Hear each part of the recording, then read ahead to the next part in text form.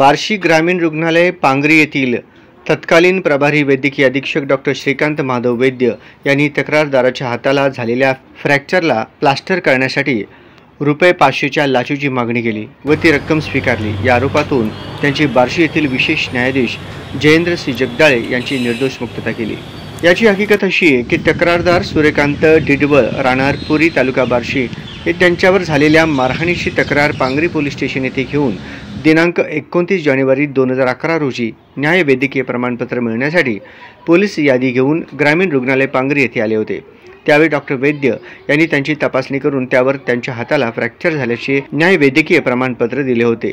तथापि त्यानंतर सदर तक्रारदार यांनी 2 आठवड्यांनी म्हणजेच दिनांक 11 फेब्रुवारी 2011 रोजी अँटी करप्शन ब्युरो सोलापूर यांच्याकडे डॉक्टर वैद्य फ्रॅक्चरचे प्लास्टरसाठी पैसे मागत असल्याची तक्रार केली होती। त्या तक्रारीवरून 12 फेब्रुवारी 2011 रोजी सापळा कारवाई करून त्यामध्ये डॉक्टर वैद्य यांनी लाच स्वीकारल्याबद्दल गुन्हा नोंद करून त्याचा तपास करून तपास अधिकारी पोलीस उपाधीक्षक संजय ताठे यांनी विशेष न्यायालयात आरोपपत्र दाखल केले होते। त्याची चौकशी बार्शी येथील विशेष न्यायालयात झाली। त्यामध्ये सरकार पक्षाने एकूण 4 साक्षीदार तपासले। त्यामध्ये तक्रारदार, सँक्शनिंग अथॉरिटी, पोलीस उपाधीक्षक संजय ताठे, ACB सोलापूर यांच्या महत्त्वपूर्ण साक्षी नोंदविल्या। त्यामध्ये आरोपीच्या वकिलांनी साक्षीदाराच्या उलट तपासातून तक्रारदाराच्या तक्रारीत कोणतेही तथ्य नसल्याचे उलट तपासातील दिलेल्या उत्तरातून निदर्शनास आणले। तसेच अँटी करप्शन खटल्यामध्ये लाचेची मागणी ही अत्यंत महत्त्वाची बाब असते, ती या प्रकरणात सिद्धच झालेली नाही।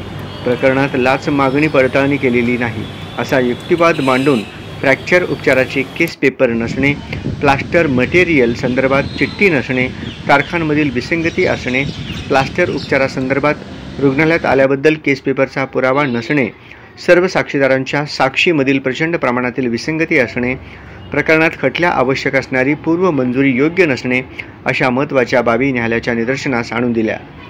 त्या अनुषंगाने उच्च व सर्वोच्च न्यायालयाचे निवाडे सादर केले। आरोपीचे वकिलांचा सदरचा युक्तिवाद व त्यांनी दाखल केलेले न्यायालयाचे निवाडे याचा विचार करून सरकार पक्ष लाचेची मागणीच सिद्ध करू शकला नाही, त्यामुळे गुन्हा सिद्ध होत नाही असे मत नोंदवून विशेष न्यायालयाने डॉक्टर श्रीकांत वैद्य यांची निर्दोष मुक्तता केली आहे। दिनांक 12/2/2011 रोजी सोलापूर अँटी करप्शन ब्युरोने पांगरी येथील ग्रामीण रुग्णालयातील कार्यरत डॉक्टर श्रीकांत माधव वैद्य यांच्या विरुद्ध लाचेची मागणी व ती स्वीकारली या कारणासाठी कारवाई केलेली होती। त्या अनुषंगाने बार्शी येथील विशेष न्यायालयात खटला चालला। त्याच्यामध्ये लाच जी आहे त्या लाचेच्या मागणीची पडताळणी झालेली नव्हती।